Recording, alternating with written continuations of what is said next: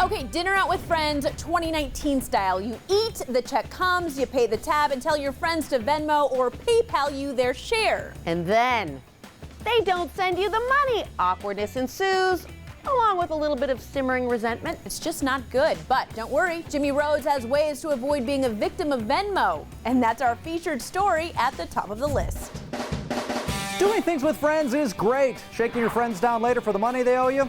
Not so much. Money transfer apps like Venmo have made it so convenient to split the bill with friends, but it also makes it a lot more possible for a friend to say, absolutely, I'll pay you back, and then never actually pay you back. NerdWallet's Brianna McGurran has strategies to save your money and your friendships. It starts in advance by finding out what the group can afford. Before you go out or before you book that hotel room or buy those concert tickets, make sure that you're discussing with your friends how much they want to pay. It's not fair to get mad at a friend who's having a hard time paying up when you never bothered to find out what he or she could really afford. So just say something like, Hey everyone, I'm getting ready to book the hotel room. How much do you want to spend? and don't feel awkward about asking. You are avoiding the worst case scenario, which is someone not paying you back because they can't afford to. Next, remember that payback's a dish best served warm. What I mean is that the food's still on the table. It's warm.